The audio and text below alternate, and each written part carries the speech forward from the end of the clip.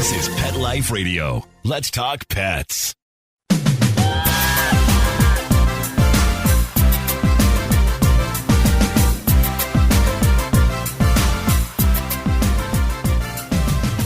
Good day from California. Welcome to the Anything Possible podcast. I'm your host, Dr. Courtney.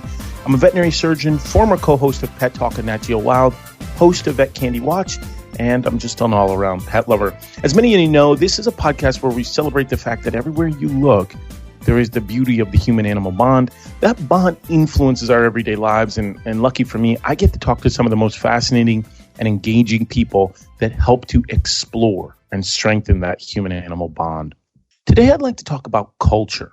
What does that word mean to you, and what aspects of culture do you encounter on a daily basis? I know I encounter different cultures on a daily, sometimes hourly basis. There's a workplace culture. There's a culture among your peer group. There's definitely a gym culture, which both attracts and repels a lot of people. And there are certain customs or a culture in which you talk with your colleagues, and perhaps there's a certain culture in your region of the world. There most definitely is a special culture in the Central Coast of California. And so today we're going to talk a little bit about veterinary culture. And veterinary culture blended into pet parenting culture, which is in a way human culture. After all, the central ethos of this podcast is that we're bonded in beautiful ways to animals, even if it's in ways that may not be readily apparent. So by talking about veterinary culture, I see it as talking about human culture, but through the prism of veterinary medicine. I'm super energized to speak to my guest today because she has identified an aspect of veterinary culture that needs help, and she has ambitiously set out to improve it. But before we have the pleasure of hearing from her, I wanted you to think about the last time you had a cultural interaction with somebody, whether it's positive or negative, and what did you learn from that interaction? One situation that bubbled to the surface of my mind when I was thinking about the conversation I was going to have today was one Thursday evening in late October. I had just finished a busy day consulting, performing surgery, talking with clients, writing records. The day flew by with such a dizzying pace that I was shocked when I saw it was 7 p.m. Although I was swamped all day, I remember that every month on a certain day, the veterinarians in my community meet for monthly continuing education seminar. And this is really important for all the vets in the area. So I wanted to try and get to that conference. So I'm trying to squeeze the most out of every minute, so I quickly finish up at work with 6 minutes to spare before the meeting. I throw on my jacket. I leave the building focused on being as punctual as I possibly can. The traffic, fortunately, was lenient at that hour. I made good time, and I arrived just as the tail end of other veterinarians in the community were walking through the door into the lecture hall. Doing my best, like half walk, half run, I arrived to the meeting, just sneaked in the door, and I stopped at the sign-in sheet. And a company representative was sitting by the door as I signed in. Ordinarily, company reps will take advantage of those few precious moments of stillness to, introduce themselves, express gratitude that you're attending the lecture, and give you their contact information, usually in the form of a business card. Well, this rep offered a quick perfunctory greeting of hello, but then quickly changed her tone. She said, I will be sitting off to the side, so please make sure when you look to the left side when you bring the bread out. The din of the conversations around me almost seemed to evaporate into like a silence, and time just slowed down just a little bit. I felt like she and I were like the only ones in the room at that moment. I could feel the pores on my face open and the precursors of sweat developing on my forehead. I said, maybe it was just me. Perhaps I didn't hear her clearly. I said, I'm sorry.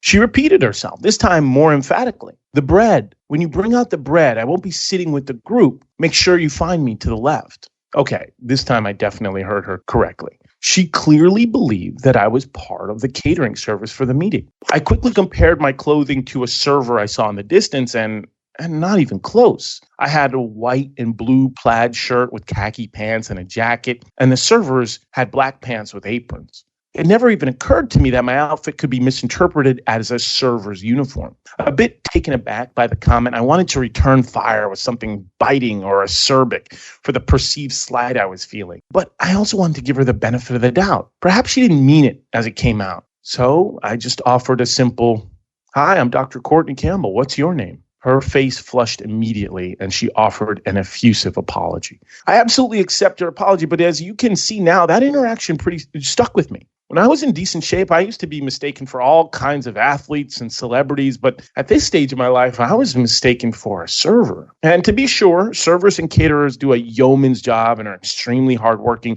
My sister and I worked catering jobs almost all through high school, and we enjoyed it. So it's not the food service affiliation that had me perplexed, but the fact that at that moment, she didn't see me as a doctor or a veterinarian.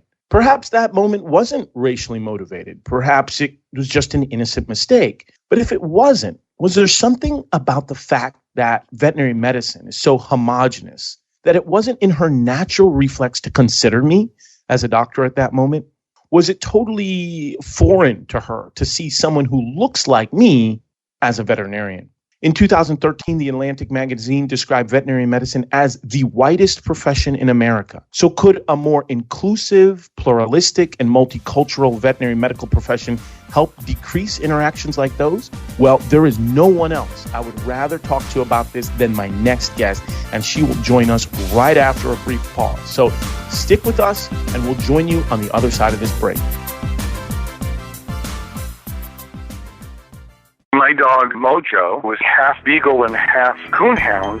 He ate everything in sight. He would swallow things whole, including a chicken carcass, a bird nest with a bird in it, and assorted stones and sticks. We had to take him to the veterinary emergency room. After surgery, Mojo had skin issues. He was constantly itching and scratching, chewing on his feet, and chewing the hair right off of his legs, being irritated, lethargic, and just not the same dog.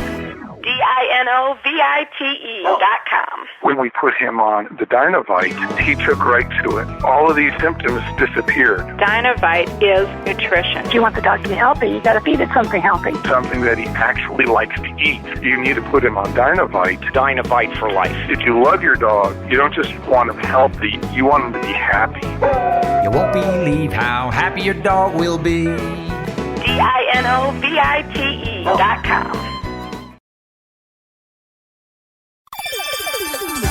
Let's Talk Pets on PetLifeRadio.com.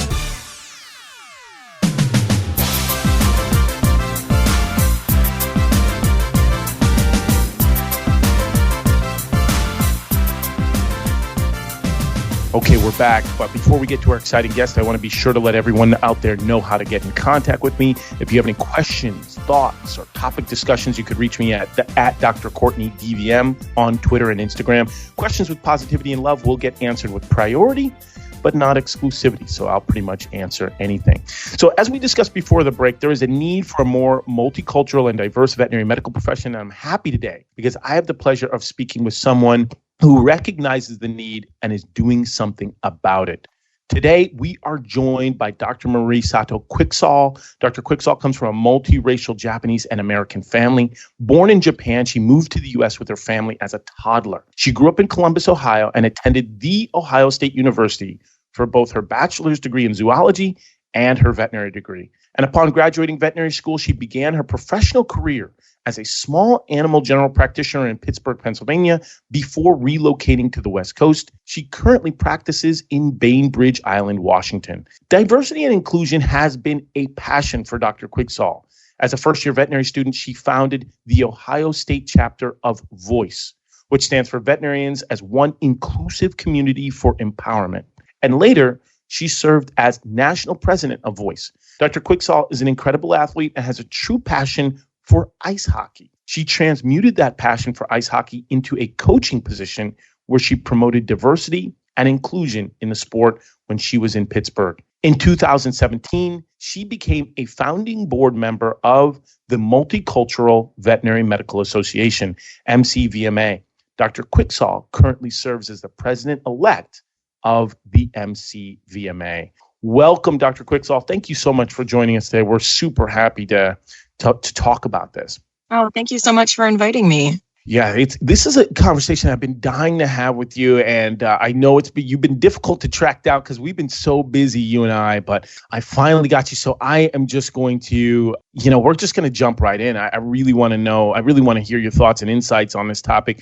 Before we do that, though, could you set the scene for us? It's something we do on this podcast called Set the Scene. What was the scene like growing up for you, and kind of what was the aspects of that scene that led you into veterinary medicine? Oh, well, I've just always been really interested in animals from the time I was born, practically. When I was a toddler, I apparently used to befriend feral cats in the park that were scared of the adults when I was as young as like 2 or 3. And just, always just fascinated with animals, drawn to them. They seem to have an affinity for me as well. So, which we wouldn't recommend to everybody, right? If you're out in the park and you see feral cats, I wouldn't befriend all of them, right?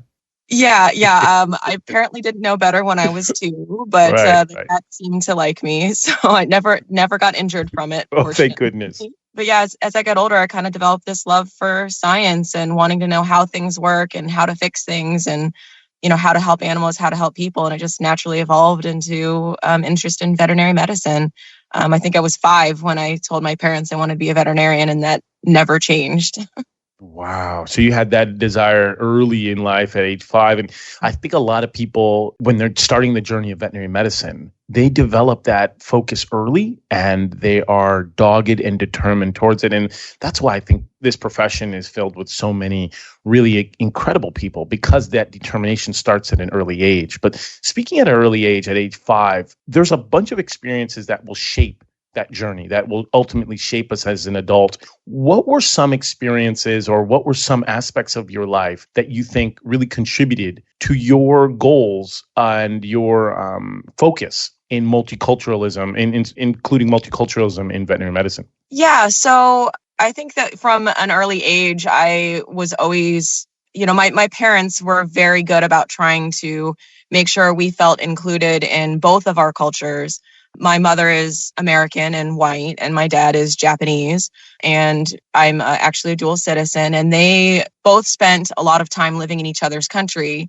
My mother lived in Japan for 8 years, and then we moved to the U.S. When I was a toddler, and my dad has lived in the U.S. for the last 30 years or so. And so they both understood what it was like to be the outsider, to be the other, to be different. And they understood how important it was to feel connected to your culture. And so they both went out of their way to make sure that my brother and I could feel connected to both of our cultures and make sure that we felt that we never had to choose, that we were not half white and half Japanese, that we were both, and we could be both simultaneously. And from a young age, I think that I knew that made us a little different than the people that we were around.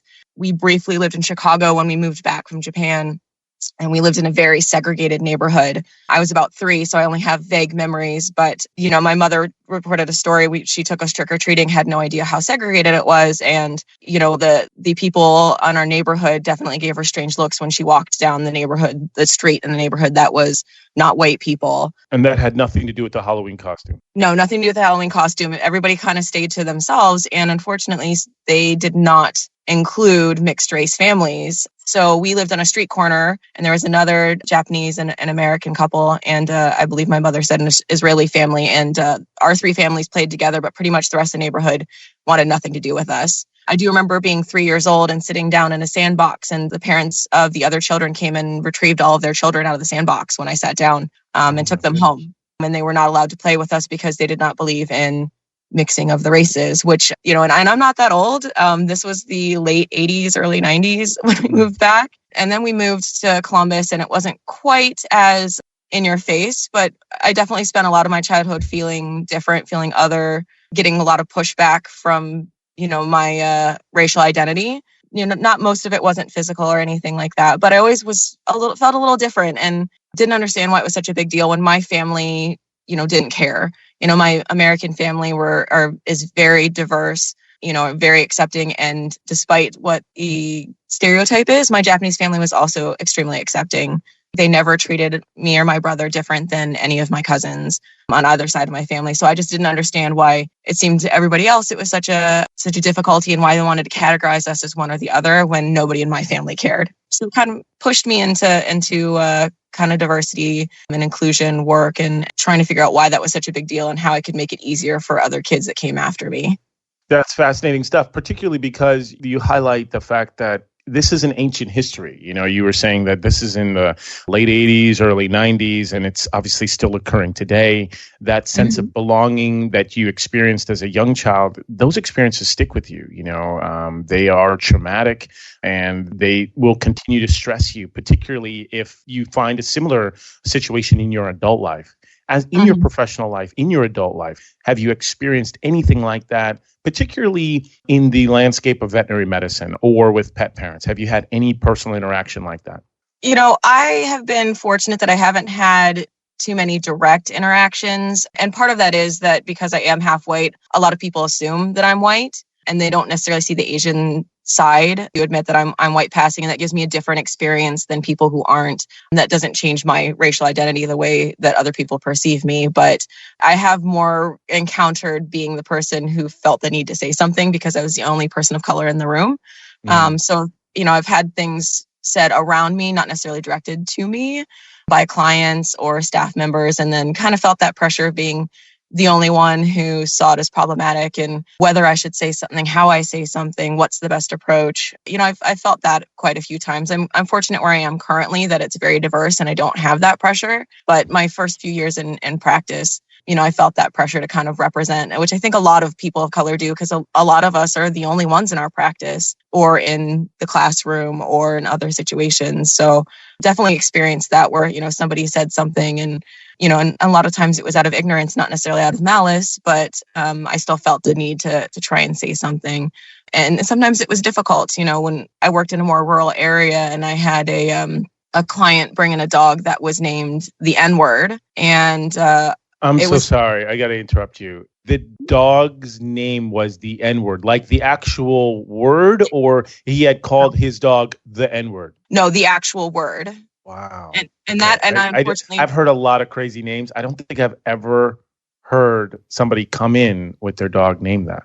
I actually had a kitten come in a while later too, named that. They were both had black fur. And where is this? It was in a rural area outside of Pittsburgh. A rural area outside of Pittsburgh. So that's just like a thing in that area. It's just to name your animals that particular word. Again, this is like, it's, people listening right now, pet parents, veterinarians, everybody, this floors us because, one thing is people say, well, how bad is that word? And I say, it's bad because we call it the N-word. All the other curses, we actually say the word, but this word's so bad that we don't even say it out loud, and they're naming their pets that. So how did you handle that situation? That's interesting. Yeah. So, and, I was a newer grad, and, okay. My staff was all white, and they, felt uncomfortable about it too, but nobody was going to say anything or cancel the appointment or, tell the owners that was inappropriate. And apparently it was not uncommon. And I've actually heard other people say the same thing in other areas. So I don't think it's exclusive to that area. No. You definitely don't want to unfairly characterize or paint that particular area. I just didn't know. I just wanted to set the scene of what you were kind of experiencing at that time. Yeah. And I felt, my gut instinct was, say something, it's inappropriate. I don't like looking at my computer screen and seeing that word. And as a new grad, I just didn't know how to handle it. I didn't know how to approach my boss about it. I didn't know if I was going to get any backup as a new grad and as the only person of color in that practice. The whole time I practiced there, I only probably had a handful of people of color as clients. And I was there for 5 years. So I wasn't sure that I would be received well. Despite I did have a great relationship with my boss and my coworkers, but as a new grad and the only person of color in a very non-diverse area, I just had no idea how to handle that. And so I ended up not saying anything and feeling very uncomfortable about it. And I feel now I probably would say something to my boss. But at the time, I was a more recent grad. I didn't know how to approach that situation. And I know that that's something that we hear from other people, that they don't know how they're going to be received if they, try and address a situation like this, especially because most of them are the only person of color in their practice. And so that was one of the things that drove me towards the Multicultural Veterinary Medical Association and try some more support for people in those situations. Which is incredible because you highlighted something that you are living this sort of duality, which I really wanted to drill down on. You used a phrase, you said, I know that I am white passing, but I will hear comments, in my area. I'll hear people make comments in my presence, and I will feel compelled to either act on letting them know that that's inappropriate, or I'll feel compelled to say something to change that environment, that toxic environment. I think I think when people hear that, they say, oh, exactly what I was thinking, is that as minorities, as in multicultural situations, there is that phenomenon of being white passing, where others perceive you as being white or Caucasian or not being a minority or a person of color. Therefore, they feel more liberal and more willing to say something necessarily pejorative about a particular race. Talk to me about that experience of potentially being white passing, but still having that need to say, no, this is inappropriate. I want to take real action and go as far as creating a multicultural veterinary medical association. Yeah. So, I found that as a mixed race person, I still consider myself to be a person of color, but my experience is different than what some other people have. I do get some of the benefits of white privilege because when people look at me, they, a lot of white people see a white person. If I, see Asian people or other people of color, they often will see the Asian aspect. But, other white people, they see what they expect to see. And so I get some aspects of that I don't get some of the direct interactions that some people of color get.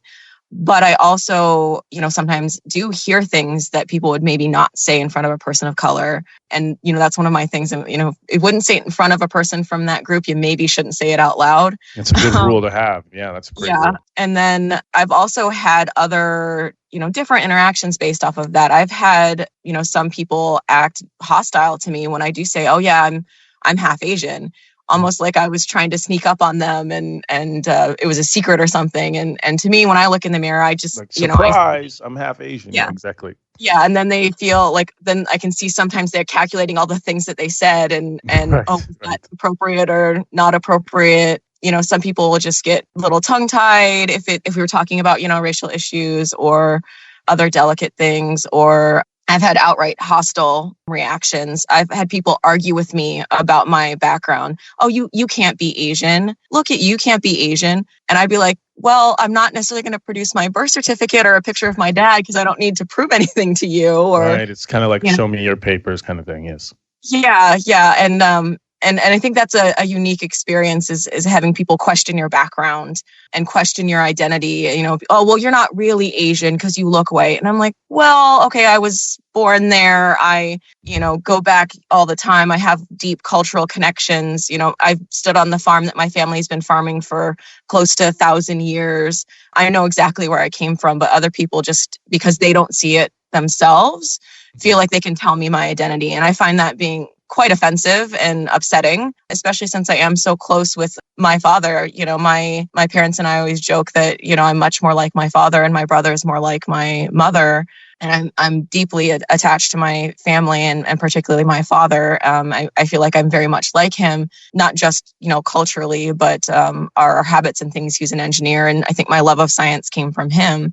And so it feels like people are attacking not only my identity, but my relationship with my father and my father's family, so, and I think that is something that mixed race people find more often and may not always be addressed. And so it's one of those things where I face issues based off of my racial identity, but sometimes people dismiss it because they think I don't have any issues because I'm white passing. And I have faced that from both white people and from other people of color, less frequently from people of color, but it has happened. So it's definitely a different experience. And that kind of pushed me to wanting to make it easier for other people who come after me and particularly, my children.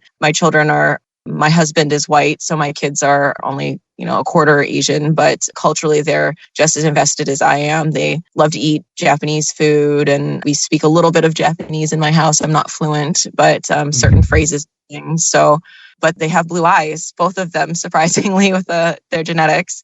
And my son is blonde. And so when my Asian father goes to pick them up from daycare, he definitely gets some extra scrutiny and some look. I love that. I love that you say they have blue eyes, but they speak a little bit of Japanese in the house, and that's perfect. If if you're fluent in Japanese, and that's just not something that people expect. And so knowing that this is not something that people would expect, if you particularly are white passing, the impetus to start a multicultural veterinary medical association, a lot of people may not even see that as, you may not understand that. They just like, why would you start this? Why would you endeavor to create an organization like this, particularly because you are white passing? So talk to me about the genesis with your colleagues and to create a multicultural veterinary medical association and what you had to do to start this organization.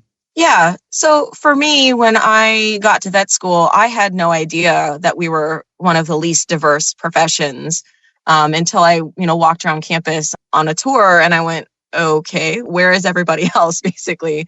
I had no idea it was even an issue until I got into the profession. I grew up in a pretty white suburb, and the practice I worked at was primarily white, before I got to vet school. And so I didn't realize that was the same everywhere within the profession. So I actually went to a meeting with the dean of students at the time and said, does anybody addressing this diversity issue? And they said, well, coincidentally, they're launching a new national organization for vet students focused on multicultural diversity. And that was actually the year that they were launching Voice nationally. Oh. Yeah. So that was 2000. Well, I started vet school 2007. So I got hooked up with Cornell. It was the initial place that we had Voice. I got hooked up with them, started the Ohio State chapter, ran that for 3 years before I went to clinics. My third year, I was national president, and I felt like I was doing something. I felt that I had a community there within the greater veterinary community. And then I graduated and there was no equivalent organization after Voice. Voice was for and is for vet students, but there was no equivalent organization after.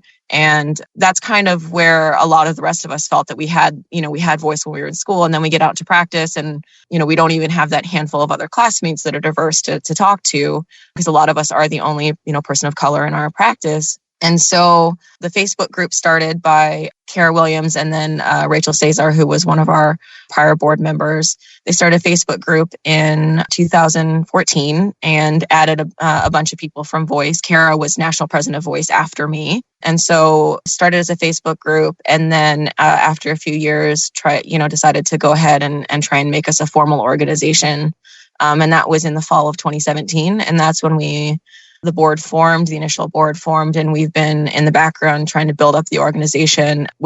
We don't have a lot of experience, so it's been a steep learning curve, but we're finally starting to gain some momentum, gain some sponsorship, kind of get our name out there so people can know who we are and what we're interested in doing. And we're fortunate to be able to this year in 2020 expand our board and start to be working on some more projects. So we're really excited about all of it, but it was kind of a grassroots. We saw a problem and we didn't see anything that was addressing it at the time. So we decided we were just going to have to step up ourselves. That's awesome. I like the idea.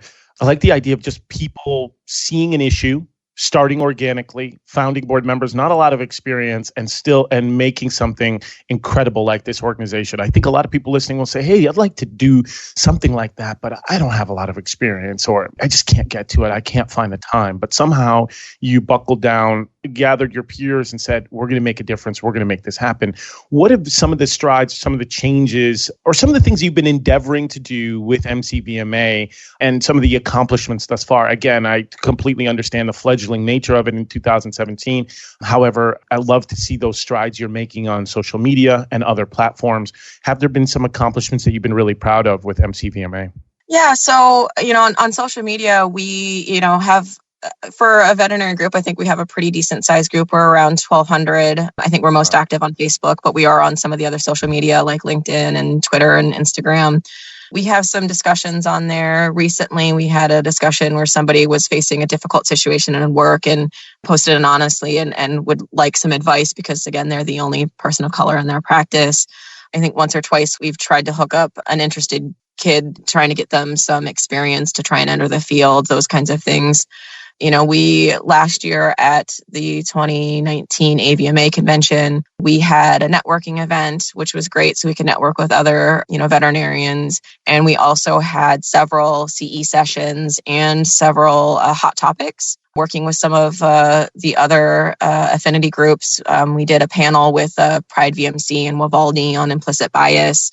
We also had a panel of some of the other cultural affinity organizations and, what we're about and what we're doing. So that was great and getting a little bit more recognition, getting our name out there. So we are currently interested in trying to expand veterinary access to care in underserved areas.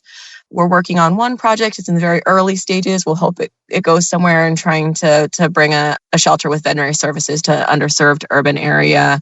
So, we're really early on a lot of the things, but now that we're expanding our board and we're fortunate enough to get a couple sponsors more recently, we've got a little bit of a budget versus the first year and a half. We had no budget. So yeah, it's really hard to do things. I mean, let's just be clear. It is hard to do things without the money backing. You know what I mean? So yeah, it's incredible. I love bouncing ideas off of my colleagues, right? I love that idea of support. And when you have other veterinarians in the building, it gives you that bolster, that feeling of support, that safety net. Like, hey, I'm seeing this interesting case. But besides that, just bouncing ideas and interesting cases and using that collective intelligence to provide better health outcomes, I feel like this network of MCVMA goes beyond that. And so one of your visions or part of your mission statement is to support colleagues. You said that there was a colleague who was having a difficult time at work being the only person of color. What is MCVMA's goals in regards to that, providing that network for people for those difficult situations? It seems to me that MCVMA goes up and beyond some of the classic interactions of support among colleagues. Yeah. So, we definitely want to be able to connect so people can, have somebody to talk to that's been there or, even if we can't fix the problem, say, yeah, that's not okay. I've been there too. It sucks. Right. Just somebody that can relate. Yeah, absolutely. Yeah, exactly. And we want to, one of our goals is to try and set up a mentorship program, for, veterinary students, veterinarians, and also, people wanting to enter the field. We also, from the get-go wanted to include not just veterinarians, but other people who work in the field, technicians, assistants, because a lot of them are also isolated and may not have anyone else to talk to. So we also want to try and do that for, like technicians and, someone that they can talk to and not just on the medical aspects of the job, but also, the client interactions with, coworkers, that kind of stuff. So that's definitely one of our goals. And we want to try and create resources, gather resources that are already out there and then create resources for people. One of the things that I'd like to do is maybe create, some webinars and things about, how to improve diversity, inclusion, equity within veterinary practice, some webinars that people could share with their coworkers and maybe get some CE credit and stuff for. That's one of my goals. So we definitely want to create those kinds of situations where we can hopefully support these people and maybe make practices a little bit more diverse. And also try and encourage veterinarians to think about bringing care to areas where they may not have it. And a lot of those areas may be, communities of color that are missing out on veterinary care. And sometimes there's, stereotypes that certain communities don't care about their pets as much or aren't willing to spend as much money. We want to dispel those myths and know that, sometimes it's a matter of access. If there's no veterinarian around, they're not going to get the care. So those are some of our long-term goals. So we're hoping now that we're getting some momentum that we'll be able to work on some of those more in the next year. That's awesome. I think it's so important. This is a topic that's so vital to those in the area, whether you are a person of color, whether you're not, and you just want to see a more diverse and pluralistic veterinary medical profession. I think it's such a worthy endeavor. I do want to talk to you about one particular topic that really interests me, and I just don't think it's talked about enough, and that is bias within veterinary medicine. Would you mind sticking around with us just for a few more time? We're running out of time just a little bit, but I really want to talk to you about bias in veterinary medicine. Will you hang on and join me right after this break? Absolutely. All right. Thanks so much. All right. We'll be right back with Dr. Quicksall. Begging to hear more of your favorite show? Full episodes of all our shows are available on demand. Go to PetLifeRadio.com to fetch our entire lineup of Pawsome Pet podcasts. Also, dig us up in iHeartRadio and iTunes. Let's talk pets. Live and on demand, only from Pet Life Radio. Let's talk pets Let's talk pets on Pet Life Radio. Pet Life Radio. PetLifeRadio.com.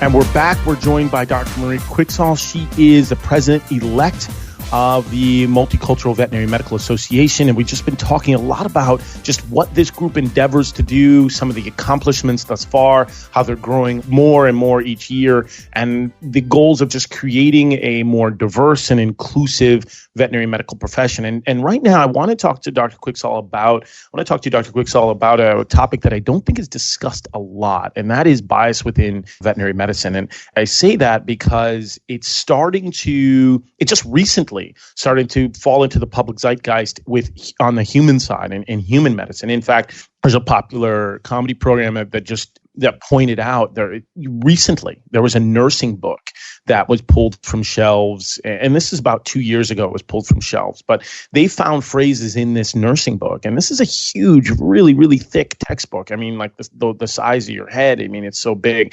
And the phrases in that nursing book, they said, Hispanics may believe that pain is a form of punishment and must be endured if they're to enter heaven.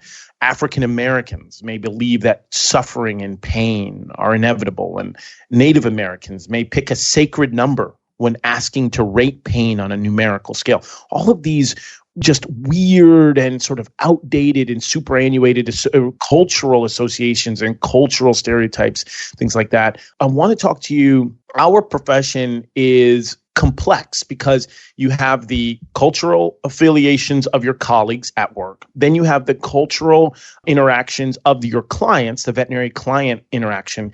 Then you have the cultural interaction of how clients perceive pets, what place in their life they perceive pets. And that's something that on the human side, they don't necessarily grapple with. They may grapple with these cultural affiliations, interactions in a different way. But I find our cultural challenges, or the challenges we face in the veterinary medical profession, to be multifactorial and many different levels. What does MCVMA endeavor to do in terms of diversity and inclusion, and how does that influence your daily life?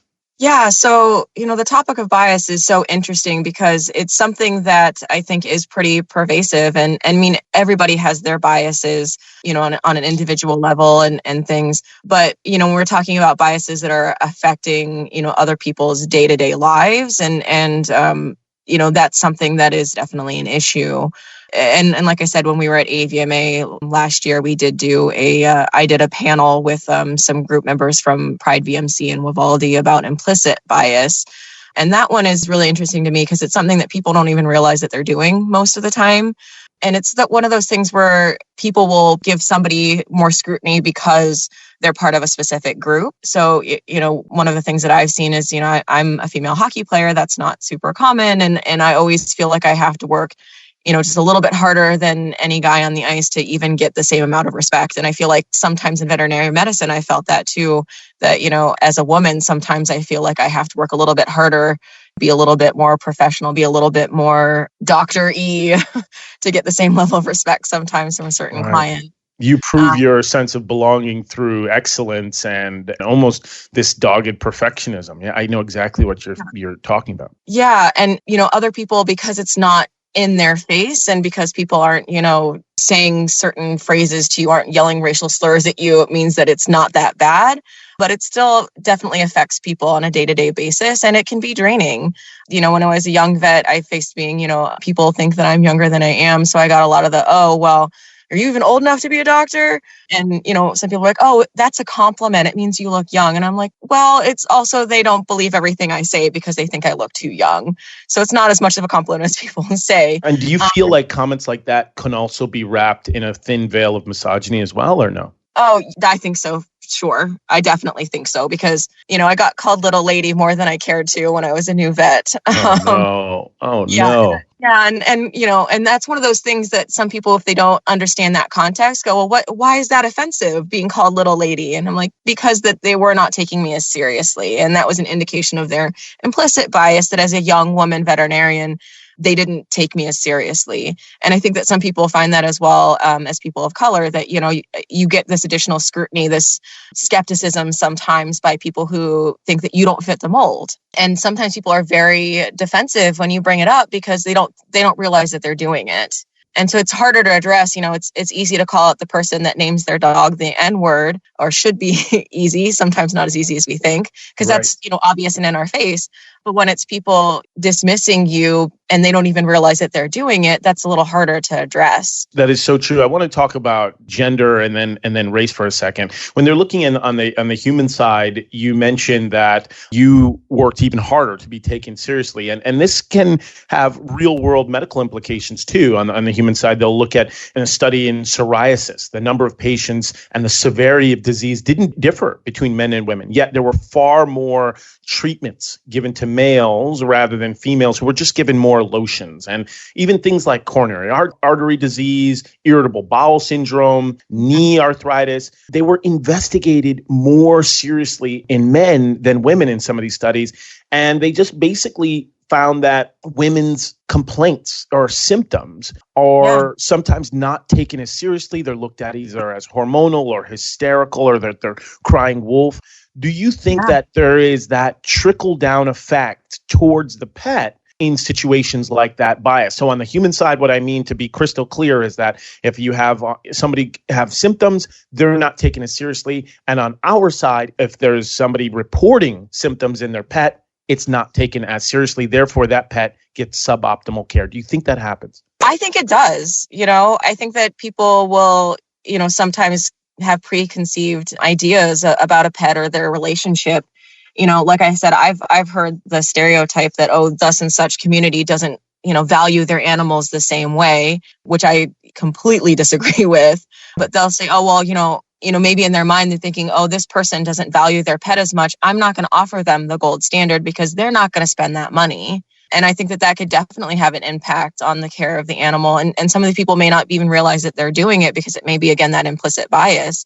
That's fascinating, just to drill down on that. So it's not even a situation of, okay, this pet is getting substandard or suboptimal care or less than the recommended care, whatever phrase you want to use, because it's declined. You're saying that because of our inherent biases and our implicit bias, sometimes we don't even offer that to that particular client because we believe it will be declined. Yeah. And sometimes it can be people, judging their economic status, socioeconomic status based off of their race, based off of their gender, based off their age. I've seen people say, that person's young, or that person's a, elderly person. They probably don't have the money. In school, they always tell us, always start with the gold standard and then go from there if they can't do that. And I think that's, really important. But, sometimes people can get sucked in by their own biases. And like I said, everybody has their own biases. But, if we want to be providing the best care for as many pets as possible, we have to be aware of those biases and do our best to try and counteract them. And that's not the entire point, I'm sorry, but that's one of the guiding lights of the Multicultural Veterinary Medical Association. How have it's to help with that bias and to help create a more inclusive and diverse profession. How has your idea, how has this organization been received? So for the most part, I think it's been pretty positive. People are excited in what we're doing. And now that we're getting our name out there, we've had some groups come and, want to talk to us and try and point people in our direction if they think that we can help.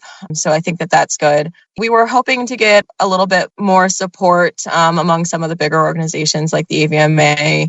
We were happy that we did get to do some CE events and hot topics and stuff last year. We were hoping to do that again this year. We've gotten a couple of our proposals so far accepted, a couple of them are rejected. The hard part is that we want to get support from some of the other organizations, but we do want to maintain our autonomy as well. because, there are some people who feel left out from some of the bigger organizations. And that's part of the reason that they are interested in a smaller organization like us, the MCVMA. So we've gotten, for the most part, positive support. I think that we've definitely gotten some people posted on a couple of larger vet organization Facebook pages and seen some negative responses. That's our profession doesn't do that. That doesn't happen, which I think a lot of people of color hear more than we would ever like. So yeah, I mean, that's one of the things I was thinking as far as detractors is like, what would somebody who has, a different opinion, that would maybe we won't call it negative, they just have a different opinion about the goals and mission statement of this organization. One of the most common themes from detractors is what? That it's just not needed, that veterinary medicine isn't like that, or that the country has moved past that. What are you seeing from detractors? That it's not needed, that, okay. We're already an inclusive, profession. You don't need to be separating us by creating a separate organization, things like that. And, my argument to that is if we were as inclusive as we claim, why are we one of the whitest professions in the country? Sure. And again, if people aren't used to being the other, being the outsider, they don't always understand how difficult it can be, how lonely it can be, and the need to have conversations with people who have been there. I think about it when, in a similar manner that, when veterinarians need other veterinarians to vent about that understand the issues, understand the complexities are for our profession. Again, we need to have a group for people of color to be able to have those conversations with other people who have been there and who can get it. And so some people don't necessarily see the need for that. And if they're fortunate enough to never have had to have the need for something like that, that's great for them, but that's not the situation for everybody else. 100%. And that's the key for me, is that sense of belonging. I think that, there's a variety of people in veterinary medical profession who may not say it out loud, but they are looking for that sense of belonging, and they may feel like an outsider. And all of those situations that you so eloquently described as being the only person of color in the room, or seeing a handful of clients who are of underrepresented ethnic groups or racial groups. And then even in school, we didn't even get a chance to talk about that, but certainly we can, and on a later date, it's all of those levels from school, within the profession, to client interaction, where that sense of belonging is missing. And I think that this organization is, that's part of the reason why I wanted to talk to you today, because I just think that what you're endeavoring to do is so outstanding that I think we should definitely shed more light on it and have a deeper conversation about it. So many things we could get to. There's so much we could talk about, but we're running out of time. So what I want to do is just thank you from the bottom of my heart for joining me today and just having the time to talk about this. If you're open to it, I would love to do a round 2 sometime and talk about all the achievements and strides that MCVMA is making on this veterinary landscape. Would you agree to a round 2 sometime in the future? Yeah, absolutely. And I want to thank you so much for having me on and supporting us. Everybody in the Multicultural Veterinary Medical Association really appreciates it. Oh man, it's an absolute pleasure. It's a pleasure. So thank you again. And I'm just going to encourage everybody to check out your websites and on socials. Quickly, would you mind telling us, where can people find out more about your organization? Yeah, so our website is mcvma.org. Pretty easy. We are on Facebook, Instagram, Twitter, LinkedIn. I think we're most active on Facebook because that's kind of where we started, but we're on those other platforms too. And if people have any questions or anything, they can always email us at multiculturalvma@gmail.com. multiculturalvma@gmail.com. Perfect. Absolutely perfect. Well, thank you again. And I encourage everybody out there, please check out the MCVMA. They're doing amazing work. And I can anticipate excellent things for you in the future. So thank you so much, Dr. Quicksall. And I hope we get a chance to talk again real soon. Oh, great. Thank you so much. Excellent, folks. There you have it. That was Dr. Marie Quicksall from Multicultural Veterinary Medical Association. In 2017, a fledgling organization, but now has started to blossom and really get recognition about some of the amazing work they're doing. As you heard, she had this desire to be a vet even at age 5, and her parents and family were really focused in making sure she had a multicultural upbringing. And then she was president of Voice. And then some of the founding members of Voice, some of the members of Voice who were in executive positions then started the MCVMA. So this organization is just continuing to help students, vets, and veterinary technicians, and also looking to spread that resource into underserved areas. So I just think it's such an incredible mission, and I hope that everybody who's interested will help them with that mission. So it's about a sense of belonging, and I think the MCVMA endeavors to help all those who don't necessarily feel that way, to help a more inclusive foster a more inclusive and diverse environment. Okay, well, fantastic. We're going to have an excellent episode next time, and just remember, there is nothing stronger than the human-animal bond. Thanks for joining us. Let's Talk Pets, every week on demand, only on PetLifeRadio.com.